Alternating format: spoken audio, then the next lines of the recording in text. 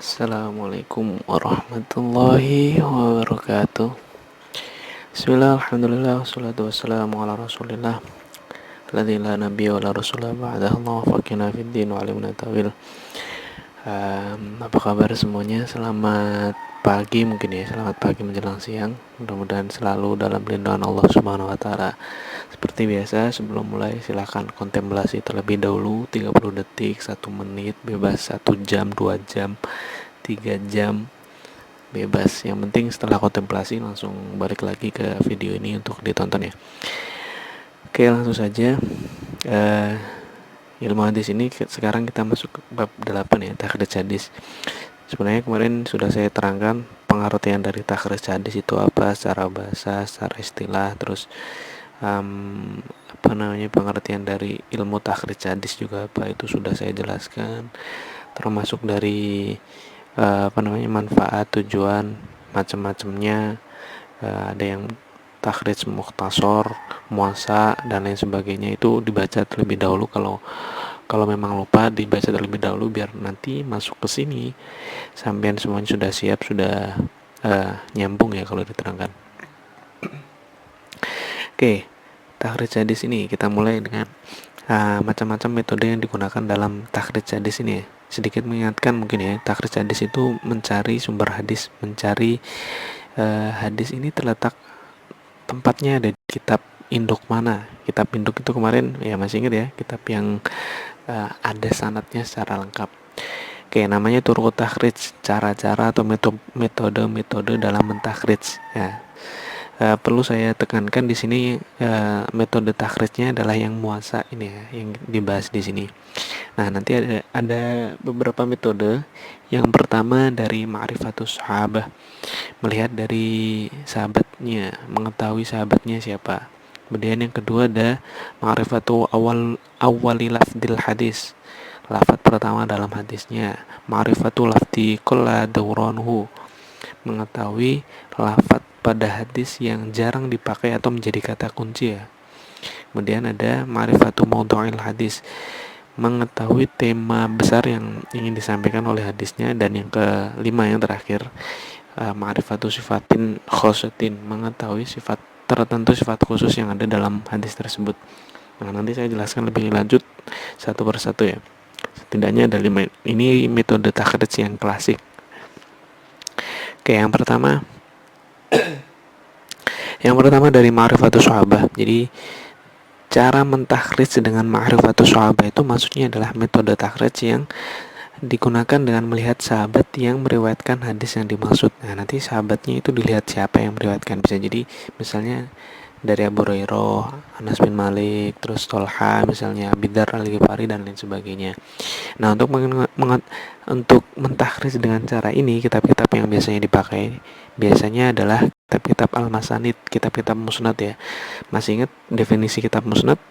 Nah, kalau nggak ingat bisa dibuka lagi di bukunya ilmu hadis. Kemudian ada kitab al-majim, kitab-kitab mu'jam, dan yang terakhir kitab kutubul atrof. Kitab-kitab ini keseluruhannya adalah kitab-kitab yang diawali dengan yang kitab tersebut susunannya berdasarkan para perawi yang meriwayatkan hadis tersebut, terutama pada tobaqoh sahabat, pada generasi sahabat. Jadi pembagian babnya itu ditentukan dengan sahabat mana yang meriwayatkan. Sahabat Abu Hurairah misalnya, berarti hadisnya Abu Hurairah semua. Sahabatnya misalnya Anas, berarti hadisnya adalah hadisnya dari Anas semua. Nah, itu. Oke, langsung saja contohnya ya. Kita bayangkan misalnya tiba-tiba kita tidak sengaja melihat ada sebuah hadis ini.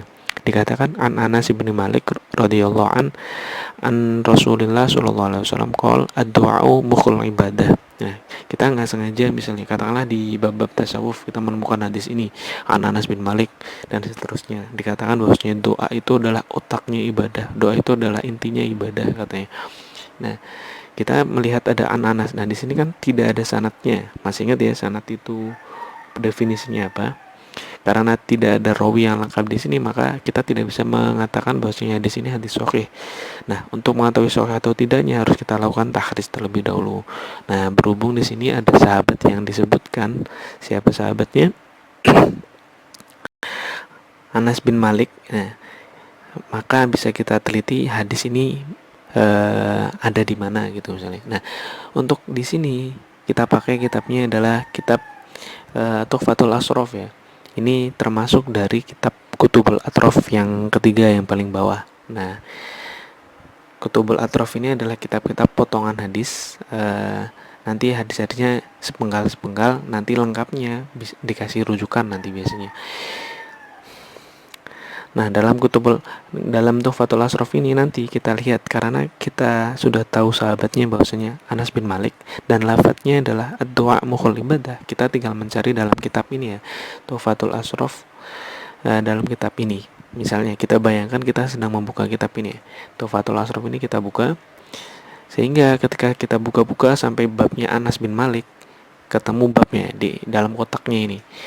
Nah, ketemu babnya Anas bin Malik, hadis-hadis yang diriwayatkan oleh Anas bin Malik. Nah, Anas bin Malik ini meriwayatkan hadis-hadis yang diantaranya ternyata kita temukan memang ada hadis ad-du'a mukhul ibadah, sama persis ya, ad-du'a mukhul ibadah. Berarti hadis ini memang ada. Nah, dalam kitab ini nanti kemudian setelah ketemu halamannya halaman berapa, tinggal kita lihat ada di mana. Nah, biasanya kalau dalam kitab Atrof ini dijelaskan seperti ini ya. Jadi disebutkan ada huruf tak. Tak itu singkatan nanti ya, ada kode-kodenya. Tak fit dawat, maksudnya adalah di kitabnya Imam siapa, di babnya adalah bab ad-dawat.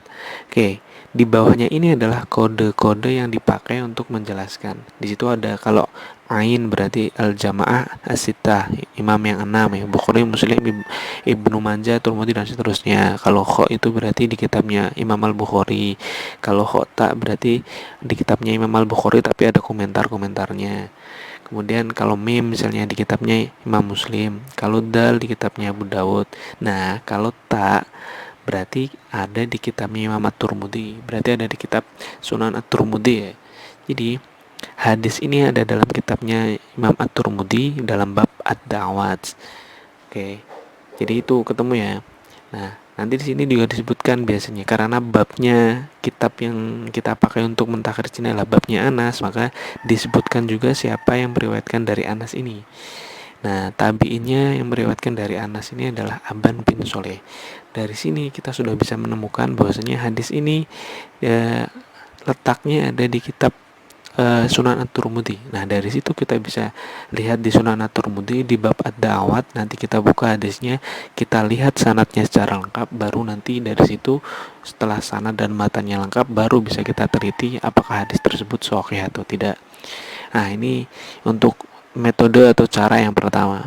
Adapun cara yang kedua disebut ma'rifatu awali lafdzil hadis, mengetahui kata pertama yang disebutkan dalam hadis. Metode yang digunakan dengan melihat awal kalimat pada matan hadis. Jadi matannya ya, bukan sanadnya. Fokus pada matannya. Matannya, lafadz awalnya yang digunakan apa? Itu yang digunakan untuk mentakris nanti. Nah, di sini yang perlu diperhatikan adalah lafadz tersebut memang sudah lafadz yang utuh. Jadi awalnya memang benar-benar awal, tidak ada kalimat sebelumnya, tidak ada lagi kalimat sebelumnya gitu misalnya. Nah, biasanya hadis-hadis ini bisa ditemukan di kitab-kitab yang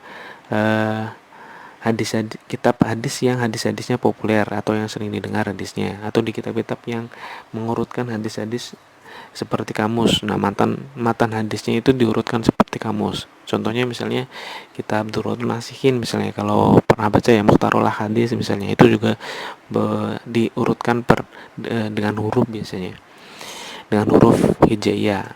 Ada juga kunci dan daftar isi hadis. Nah, nanti ada jenis-jenis kitabnya. Ini jenis kitab yang pertama, yang hadis populer yang sering didengar, misalnya ada kitab At-Tadhkirah fil Ahadisil Mushtarah, ada Ad-Durrul Al-Mutanatsarah misalnya. Ini nama-nama kitab ya. Kalau yang di kitab yang mengurutkan hadis-hadis seperti kamus, ini diantaranya ada Al-Jami' As-Shaghir min Haditsil Basyirin Nadhir. Ini nama kitab ya. Dan yang ketiga ada Miftahus Shahihain, Miftahut Tartibil Hadis Tarikhul Khatib Al-Baghdadi, sama Miftahul Muwatta. Ini nama-nama kitab yang isinya adalah seperti kamus hadis ya. Jadi yang dilihat adalah dari lafadz awalnya, lafadz awal dalam matan tersebut. Nah, kita lihat contohnya aja ya, biar lebih gampang. Misalnya ada lafadz sampean, kita bayangkan bahwasanya kita tidak sengaja menemukan hadis, membaca hadis. Kalau Rasulullah SAW, kadal fakru ayyakuna kufron. Orang yang fakir itu dekat dengan kemiskinan. Orang yang fakir itu dekat dengan kekafiran, karena imannya gampang goyah, menurut riwayat ini. Nah, hanya ada seperti ini. Sahabatnya juga tidak disebutkan siapa, maka cara mengetahui ini benar-benar hadis atau bukan, ini sahih atau tidak, maka harus dilakukan takhrij. Takhrijnya bisa dilihat dari lafadznya. Nah, kita gunakan kitab di sini At-Tadhkirah ya, salah satu contoh yang ada di sini At-Tadhkirah fil Ahaditsil Mustaharah ini. Nah, kita lihat awal kalimatnya apa ya? Di sini ada kadal fakru ayakuna kufron. Ternyata huruf pertama dari lafaz ini adalah kaf. Nah, kadal fakru berarti huruf kaf. Ya, kita bayangkan kita sedang membuka kitab At-Tadhkirah ini. Ketika kita buka daftar isinya, ketemu ketika di daftar isi yang kaf, kita temukan ada, wah benar, ternyata di situ ada kadal fakru ayakuna kufron. Ternyata benar ada. Kemudian ternyata halamannya ada di halaman ini, halaman 209, 210. Nah, setelah ketemu halamannya, kita buka halamannya. Oke, halaman 209 ya. Kemudian kita lihat, oh ya, ternyata ada lafadz hadis yang berbunyi kadal fakru ayyakuna kufran wa kadal hasadu ay yughallibal qadra. Nah, jadi ada juga memang lafadz hadisnya tidak sempurna, kemudian disempurnakan lagi dalam kitab yang kita temukan. Nah, di sini sudah ditemukan secara lengkap ya. Jadi ini sudah menjadi kitab rujukan langsung. Di situ sudah disebutkan sanadnya secara lengkap, disebutkan matanya secara lengkap, tinggal nanti diteliti lebih lanjut apakah sahih atau tidak. Nah, ini cara yang kedua ya, dengan cara melihat awal lafadz tersebut ya, diawali dengan huruf apa.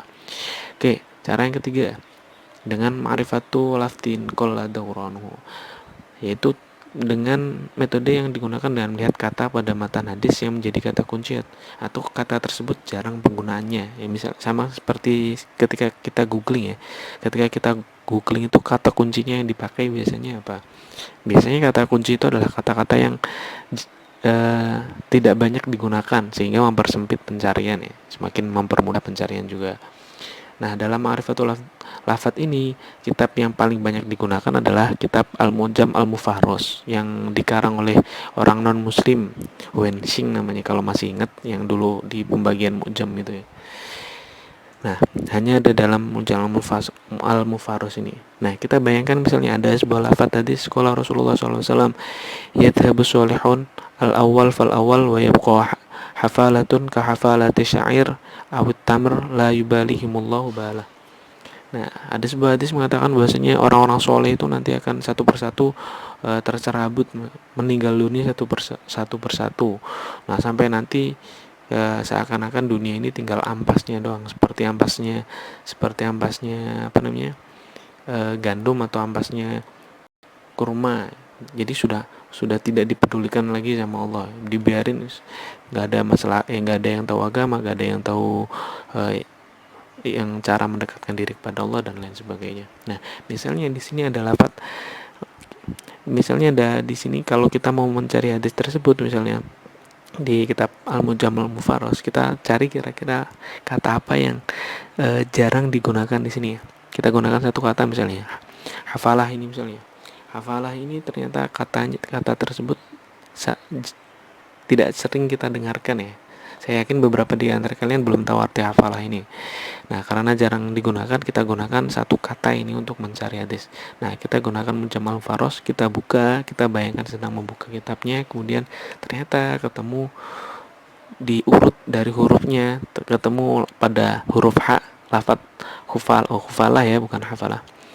Ternyata ketemu lafadz khufalah pada huruf H ini. Oke, sudah ketemu lafadz khufalah dan kita lihat ternyata di halaman 482 sama persis ya lafadz khufalahnya, dan ternyata lafadznya memang sama, wa yabqa khufalatun ka khufalatis syair.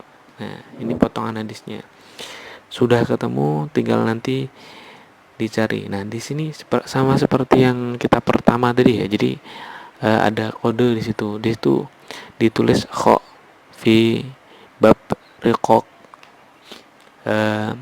juz atau bab ke-9 misalnya. Nah, itu maksudnya apa? Kita lihat tandanya di bawah ya. Ini ada keterangannya di bawah. Nah, kho itu ternyata maksudnya adalah di kitabnya Imam Al-Bukhari, berarti ada di Sahihul Bukhari. Nah, berarti hadis ini ada di kitabnya Imam Al-Bukhari, Sahihul Bukhari. Kalau di Sahihul Bukhari otomatis sudah bisa kita bilang bahwasanya kitab hadis ini adalah hadis yang sahih. Nah, ini cara yang ketiga untuk mentakhrij hadis. Nah, oke, cara keempat dengan ma'rifatu mawdu'il hadis, untuk mencari hadis di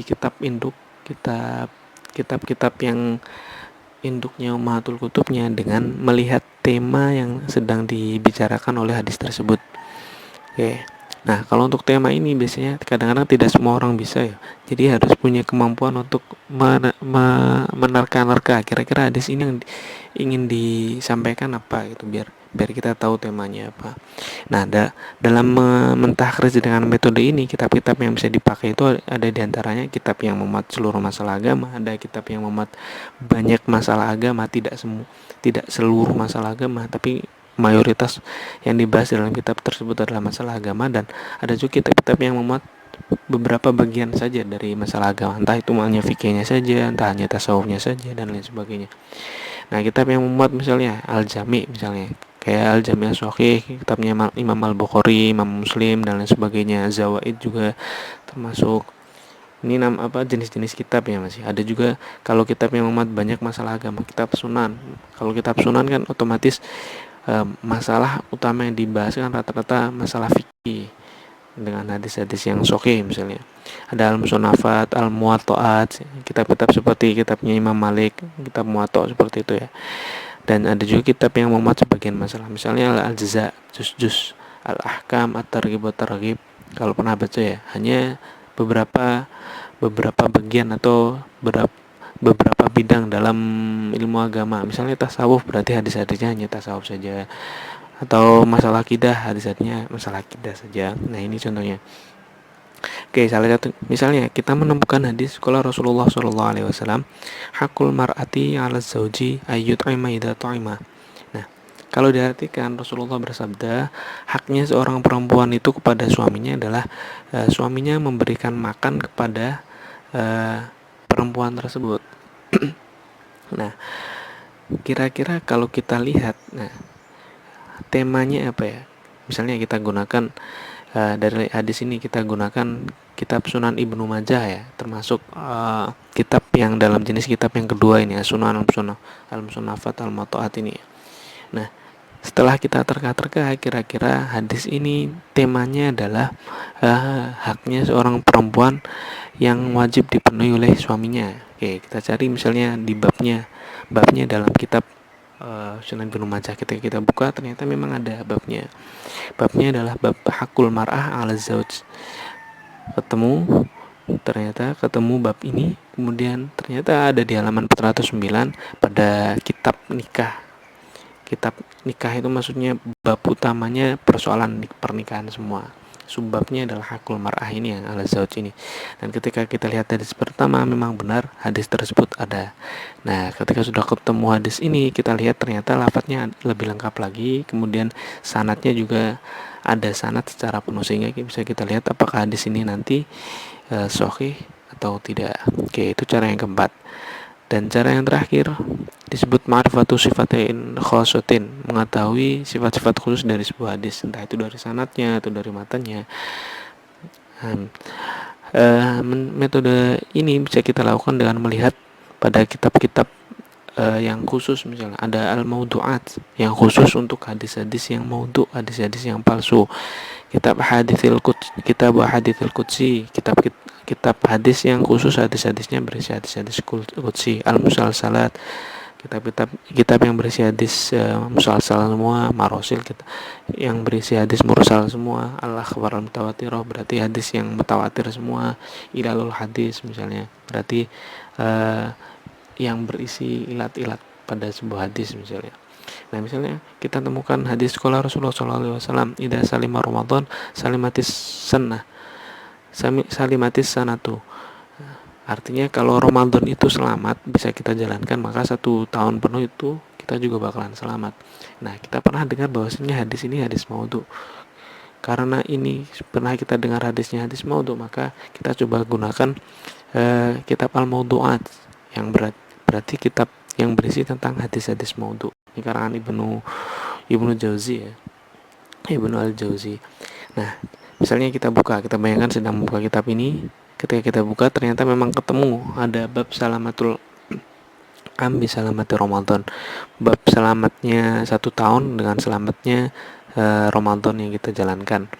Nah, ternyata hadisnya memang ada di situ, tapi karena sudah masuk maudhu'at, berarti hadis ini adalah hadisnya hadis yang maudhu. Di situ ada sanad yang lengkap, bisa diteliti sanadnya, nanti ketemu maudhu'nya ada di mana. Dan di sini biasanya sudah dijelaskan. Di sini misalnya sudah dijelaskan oleh Ibnu Jauzi bahwasanya hadis tersebut maudhu karena ada seorang rawi bernama Muhammad bin Abdullah bin Numair, yang dimana dia terkenal sebagai seorang yang pendusta. Oke, ketemunya di halaman ini ya, 164. Oke, mungkin itu saja materi tentang metode takhrij hadis. Ini kalau metode klasik ya. Kalau metode modern ada melalui aplikasi, melalui Google, nanti bisa diteliti sanad dan matanya. Oke, itu saja. Sekian pembelajaran kali ini, mudah-mudahan bisa dipahami, mudah-mudahan bisa bermanfaat. Ihdinas siratal mustaqim. Wallahul muwaffiq lima yuhibbu wa yardah. Assalamualaikum warahmatullahi wabarakatuh.